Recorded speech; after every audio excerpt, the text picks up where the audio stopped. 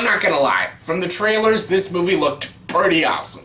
Hey everyone, welcome to another review. Here's my review for the movie The Hitman's Bodyguard. Yes, The Hitman's Bodyguard stars Ryan Reynolds, Samuel Jackson, Salma Hayek, and Gary Oldman, and this movie is directed by Patrick Hughes. Yes, the guy who directed the movie Red Hill, a great film, and also The Expendables 3, not a great film. And now this movie is like split in the center of good and bad. Yeah, spoilers, this movie is just eh. But anyways, The Hitman's Bodyguard, right when the Red Band trailer was released like months ago, this movie looked hysterical. It looked so funny. It had that, like, the Bodyguard song and stuff. It looked like a satire action film. It had Ryan Reynolds and Samuel Jackson, Gary Oldman in the movie as a villain. It looked like it was a throwback to 90s action films with a lot of great, crude, raunchy humor. And again, I love Ryan Reynolds and I love Samuel Jackson, and when they have the right material, both of them can be really funny, really engaging, and just really awesome. And I thought this movie would be like a cool action movie with great action sequences and a lot of great jokes. And this movie somewhat does all of that. Yeah, the story of this movie is about these two guys. They're basically arch enemies. One of them is a hitman, and one of them is a protective service agent who protects people and stuff. And basically, the hitman gets himself into some nasty stuff, and basically, they have to team up together. Ryan Reynolds has to be a protector for the hitman that he's always hated, and they basically have to put a stop to this evil dictator, this European dictator played by Gary Oldman. They also have the help of Samuel Jackson's wife, played by Salma Hayek, and basically, pretty much this is an hour and 50-minute action comedy movie about Ryan Reynolds and Samuel Jackson pretty much dealing with a lot of shit and basically insulting each other throughout the entire film. Almost like Midnight Run, but not as funny, not as likable, not as charming, and not as iconic, and not as cool, or not as entertaining as Midnight Run. But yeah, this movie had a lot of potential. I think if it would have had a stronger script, better direction, and just, you know, made it more exciting, I think this movie could have been a lot better. The movie is a very disposable action comedy. There are some good action scenes. There are some really good funny scenes. But that's really about it. There's not really much to the story. It's a very by-the-numbers action movie. It's basically a movie. This movie pretty much could have came out in the 1890s and would have been any other disposable 90s action film.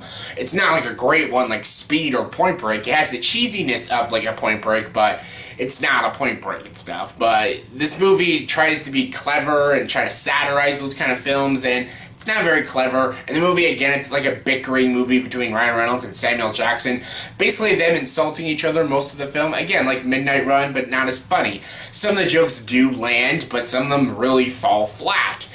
And they're both pretty unlikable characters, and yeah, you don't really buy their chemistry when they have to team up. You don't buy the relationship. You buy that they hate each other, but you don't buy that they grow to eventually like each other and they have to team up and stuff. That wasn't really viable. Ryan Reynolds and Samuel Jackson give decent performances. They try for what they have. The script, again, isn't all that original or fresh or compelling or interesting, and sometimes not even all that funny, but they try their best to make it funny and be funny and try to work off each other the best they can. Samuel Jackson does a lot of good slapstick also in the film, and again, it's good physical humor. Again, these two are very talented guys, and if they had a better script, they could have been more interesting characters and been in a more interesting movie with a more interesting story. But for what they have, they do a decent job. They do an okay job. Patrick Hughes also does an okay job directing it. There are some pretty cool action scenes. There's some CGI that looks terrible. There's a couple of quick cuts that are very amateur. There are a few cool action scenes, but there's nothing that groundbreaking or amazing or badass or very memorable. It's not going to be like, oh, I'm going to remember that sequence. Nothing like that. It's just okay. I can see a lot of people enjoying this film. Like, some people will probably get a lot of laughs out of this film and find the action really cool and the bickering really funny, but honestly, I just found it very disposable and kind of meh. I didn't really hate this movie. I don't want to be too negative on it, but it's not that good. Like, these guys are very talented guys, and they can give good performances and be very funny in films, and all of that was just meh. Like, their acting was just okay, their comedy was just okay. mostly due to the bad screenplay. The screenplay was just so formulaic. The story is so cliched and so formulaic. You know exactly how this movie's gonna pan out the moment it begins. Salma Hayek is also there just to look good.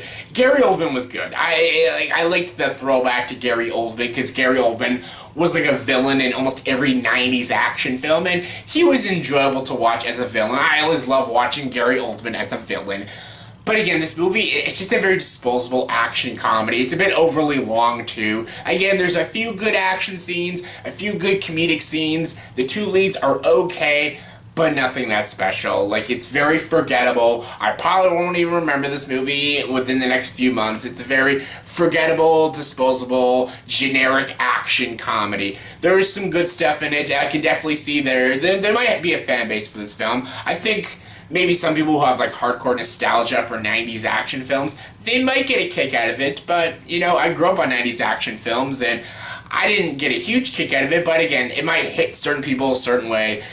For me, it was a very disposable film and nothing that great. I don't want to be too negative on it, but there's an audience for it. I'm just not that audience, but it's not that bad. So yeah, on a scale of 1 to 10, I'm going to give the movie The Hitman's Bodyguard a 6 out of 10. I'm going to be a little generous with it. It's not that bad. There is some entertaining elements to the film. There are a few chuckles. Some people will definitely get a kick out of this, but it's not for me.